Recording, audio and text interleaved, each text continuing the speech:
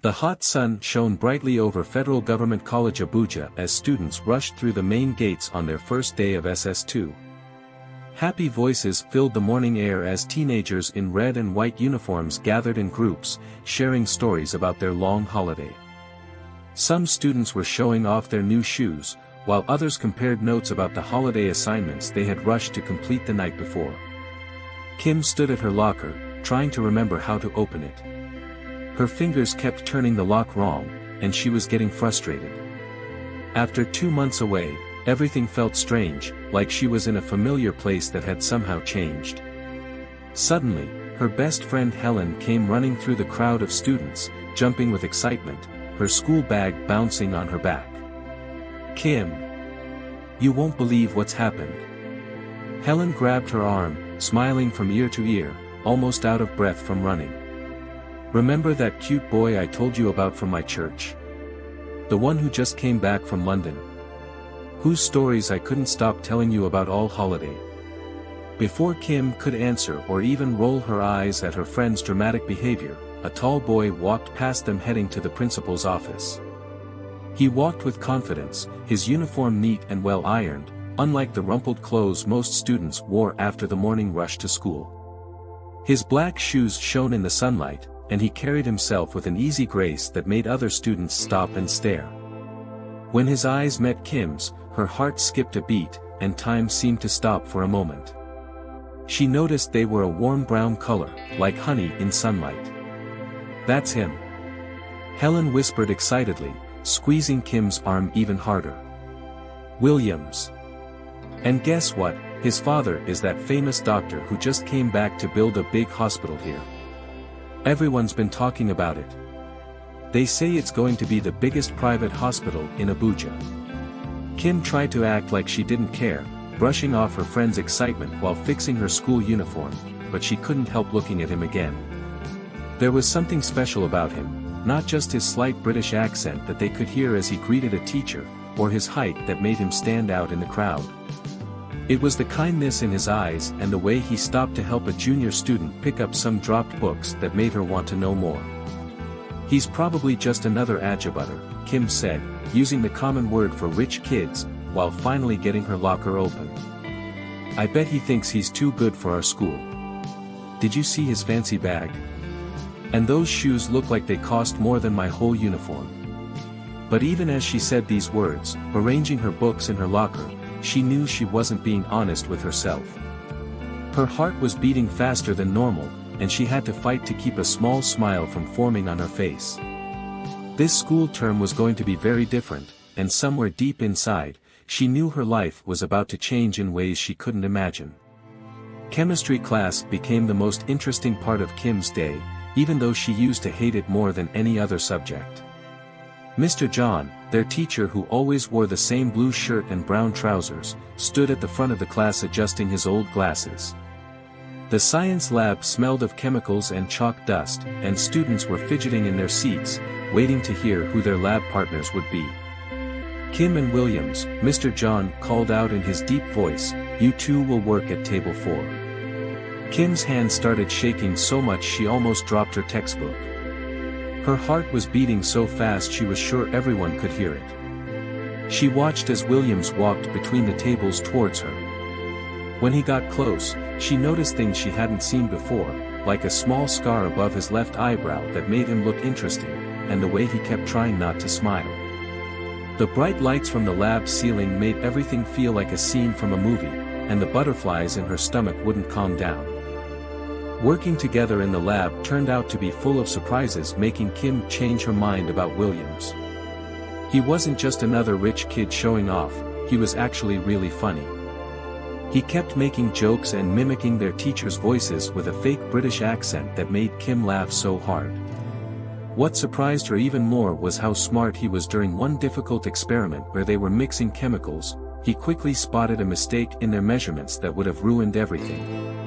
They worked so well together that other students started calling them the dream team of chemistry class.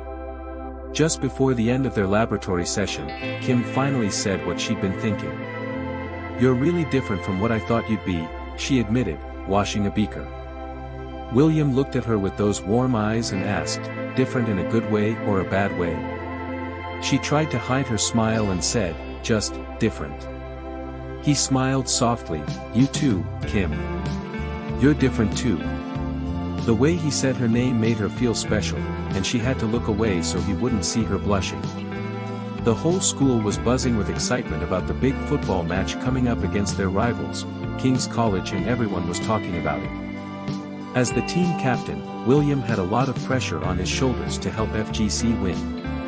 Kim started finding reasons to sit close to the football field during practice sessions. She would bring her books and pretend to study, but really, she was watching Williams lead the team through their drills and exercises. He looked different on the field, strong and sure of himself, calling out instructions and encouraging his teammates. Then one day, during a particularly rough practice match, everything changed. A player from the other team tackled Williams badly, and he fell hard on the ground, clutching his ankle. Without even thinking about it, Kim dropped all her books and ran onto the field, her heart racing with worry. Everyone was surprised to see the quiet, serious girl running to help. "Lean on me," she said firmly, putting his arm around her shoulders. "My dad is a physiotherapist, he treats sports injuries all the time, and I've learned a lot from him." She could smell his cologne mixed with sweat, and the feel of his strong arm. This gave her goosebumps in a good way. "Thank you," he said quietly. "I didn't know you cared." She tried to sound casual as she replied, "I don't really care. I just don't want us to lose to King's College." But they both felt the connection. As they stood there on the field, with everyone watching, something changed between them. It felt like the whole world had disappeared, and it was just the two of them in that moment. The next week, something magical started happening at Kim's locker. Every morning, when she opened it to get her books, she would find a small folded piece of paper hidden inside. Each note made her heart beat faster than the last one. "Your laugh makes the whole day better," one note said. Another one read, "You look so beautiful when you're solving math problems." The latest note simply asked, "Can we meet in the library after school?" She knew the neat handwriting was William's, she had seen it enough times in chemistry class. But not everything was perfect. Some people weren't happy about Kim and Williams becoming close. Lillian, who had been trying to get Williams's attention since his first day, started spreading mean rumors about Kim. She would whisper things when Kim walked past. As Kim goes into the library to study, she finds another secret note from Williams inside her books, while he seats behind her admiring her from a distance. Everyone was excited about the SS2 geography field trip to Yankari Game Reserve. 3 whole days away from school, staying in simple rooms, studying animals and rocks. The students couldn't stop talking about it as they loaded their bags onto the buses. For Kim and Williams, it was a chance to spend time together without everyone watching and gossiping. The first day was amazing. They saw different animals, wrote notes about the plants and rocks, and their hands would sometimes touch by accident as they walked together. But on the second day, something bad happened. They were studying a dried-up riverbed, taking pictures and making notes. Kim wanted a photo of a special rock formation, and their classmate David offered to help. He climbed down to get a better angle for the picture, but suddenly lost his balance. The sound of him falling and crying out in pain made everyone's blood run cold. His leg was badly hurt, and the teachers had to call an ambulance to take him to the hospital. That evening, after David had been taken to the hospital, everyone was very quiet.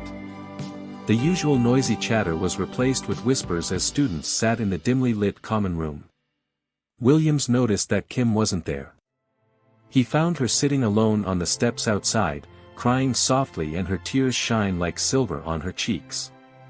"It's all my fault," she whispered when she saw him. "David got hurt because I asked him to take that stupid picture. If I hadn't been so silly." William sat down next to her, so close that their shoulders were touching. "It was just an accident," he said gently, his voice as warm as the night air. "You can't blame yourself for what happened. Without planning it, in that quiet moment they had their first kiss. It was a bit awkward because neither of them had much experience, but it felt perfect anyway. They were so caught up in the moment that they didn't see Lillian standing in the shadows, taking pictures with her phone and smiling like she had just won a prize. News traveled through FGC faster than a Lagos traffic update. By Monday morning, whispers about the kiss had reached every corner of the campus. Someone, and they both suspected who, had twisted the story into something scandalous, claiming Kim and Williams had snuck away from the group for hours during the field trip. Teachers began watching them more closely, and fellow students whispered behind their backs. In a strict Nigerian secondary school where even holding hands could land students in trouble, this accusation was serious. The dreaded summons to Mrs. Jane's office came during morning assembly. The vice principal, known for making even the bravest students tremble, sat behind her desk like a judge ready to pass sentence. This kind of immoral behavior, she declared, her voice sharp as a razor, brings shame to our prestigious institution. Her pen scratched across the punishment form with finality, 2 weeks of morning duty, reporting at 5 a.m. to clean the assembly ground before classes. What their accusers hadn't counted on was how punishment could transform into precious moments of joy. Each morning, Kim and Williams would meet at the assembly ground. The early morning air was fresh and cool, filled with possibility. While other students might have complained about punishment duty, they found themselves looking forward to these quiet moments together. Williams would insist on doing most of the work while Kim sat on the steps, supporting him with conversation and laughter as they shared stories about their dreams. Soon, even the strictest teachers began hiding smiles when they passed by, remembering their own secondary school romances. The punishment that was meant to separate them had only brought them closer together. Visiting day transformed the school into a festive atmosphere. The air filled with the aroma of home-cooked meals and excitement. Williams and Kim waited the school gate scanning every approaching vehicle. When his parents' luxurious SUV pulled up, the subtle, Williams's face lit up with pride. His father, the renowned surgeon, and his mother both gorgeously dressed stepped. Williams grabbed Kim's hand and practically ran to them. "Mummy, Daddy, meet my future wife," he announced boldly, causing nearby parents to chuckle. His father's deep laugh boomed across the compound. "That's my son." His mother gave Kim a warm embrace. Walking back to their hostels that evening, holding hands and hearts soaring, Williams couldn't stop smiling like a child who had just received the best gift ever. "I meant what I said, you know," he declared, squeezing her hand gently. "One day, I'll put a ring on this finger." The setting sun cast long shadows across the campus, making everything look magical. Kim laughed, but her eyes sparkled with joy and hope. "Let's see about that," she teased. Even Lillian looked disappointed as she knew this love spark could not be easily quenched. The universe itself seemed to acknowledge that some things were simply meant to be. Graduation day arrived with a mix of joy and sadness at FGC Abuja. The school grounds transformed into a sea of tearful faces and camera flashes as students bid farewell to their second home. Parents beamed with pride, teachers gave emotional speeches, and cameras clicked endlessly. While others clutched each other sobbing and promising to never lose touch. Kim and Williams stood slightly apart from the chaos, their quiet confidence drawing curious glances. Helen, wiping tears from her eyes with a crumpled tissue, approached Kim with concern. "Aren't you scared at all? Everyone's going their separate ways." Kim replied saying, "What Williams and I share isn't something distance can break," she said, watching him chat with his friends across the lawn. "It's written in the stars." Helen shook her head in amazement. "You two give me hope in true love. I wish you nothing but the best." The jam results arrived unexpectedly one sunny afternoon, sending waves of anxiety through the graduating class. Williams and Kim rushed to the notice board holding hands. Their eyes scanned the lists, hearts pounding in sync with each other. There it was in black and white. Kim had secured admission to study medicine at the prestigious University of Ibadan, while Williams' name appeared under engineering at University of Lagos. The physical distance between these universities suddenly felt like an ocean. That evening at their favorite suya spot near school, even the spicy aroma of grilled meat couldn't mask the bittersweet taste of reality. Williams tried to sound optimistic as he squeezed her hand. "Lagos to Ibadan is just a few hours' drive. We'll make it work." But the weight of impending separation hung heavy in the air, as their daily routine of shared lunch breaks, evening walks, and stolen glances across the classroom was coming to an end. University life swept them into different worlds, testing their relationship in ways they hadn't imagined. Kim's life became a blur of lengthy anatomy lectures, endless laboratory sessions, and night calls that stretched until dawn. Her white coat, once a dream, now felt like armor against the crushing workload and expectations. Meanwhile, in Lagos, Williams found himself immersed in a thriving tech environment, spending countless hours in coding that often ran late into the night. Their nightly phone calls gradually dwindled to weekly video chats, often interrupted by poor network or sheer exhaustion. Even their WhatsApp conversations lost their usual spark, with responses coming hours apart, filled with one-word replies and tired emojis. When they finally met during the first semester break at their old school gate, the awkwardness was palpable. Kim's newfound medical knowledge had given her a serious edge that sometimes made conversations feel like lectures, while Williams' involvement in Lagos's fast-paced tech scene had transformed his worldview dramatically. Their attempt at reconnection over coffee felt like a meeting between strangers who shared only memories. The inevitable cracks began to show in their second year of university, as their paths diverged further. Kim found herself spending increasing amounts of time with Victor, a charismatic senior medical student whose passion for rural healthcare matched her own. Their study sessions in the medical library stretched late into the night, with discussions about improving Nigeria's healthcare system igniting a spark she hadn't felt in months. Meanwhile in Lagos, Williams' startup team included Zainab, a brilliant programmer whose technical expertise made their meetings feel like adventures rather than work.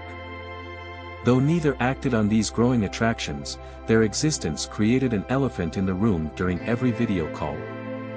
Unspoken words and suppressed feelings began to weigh heavily on their once effortless relationship, making each conversation feel like walking on eggshells. The breaking point came during an unannounced visit that should have been romantic but instead exposed all their growing issues. After enduring hours of Lagos traffic, Williams arrived at Kim's medical school with hopes of rekindling their spark. Instead, he found her deep in concentration at the library, working on a crucial project. The annoyance in her voice was unmistakable when she looked up. "Williams, you should have called first," she said angrily. "I can't just drop everything because you decided to show up." The words felt so harsh. "I thought my girlfriend would be happy to see me," he replied, feeling so hurt. This argument brought everything to the surface: the missed calls, the growing distance, the changing priorities. Through tears, they agreed to take a break, both knowing in their hearts that break was just a gentler word for goodbye. Years flowed by like water under a bridge, carrying them further from their secondary school dreams into the realities of adulthood. Life moved at its own steady pace. Kim excelled in medical school, eventually starting her housemanship at a leading teaching hospital in Abuja. Williams' tech startup gained recognition across West Africa, attracting major investors and expanding rapidly. They watched each other's lives unfold through the lens of social media, professional achievements, occasional celebrations, carefully curated glimpses of their separate lives.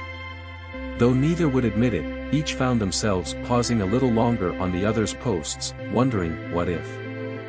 Then came the elegant cream-colored wedding invitation that would change everything. David, their old classmate whose accident had inadvertently led to their first kiss, was getting married in Abuja. The invitation listed both their names in the bridal train, fate's way of orchestrating another encounter. The wedding venue, a beautiful garden complex in Abuja, felt like stepping into a time machine. Familiar faces from FGC created a backdrop of nostalgia as Kim and Williams found themselves gravitating toward each other during the wedding preparations. The years of separation melted away as they fell back into their old rhythm, sharing knowing looks during the couple's vows and suppressing laughs at inside jokes only they remembered. But something was different now. They were different.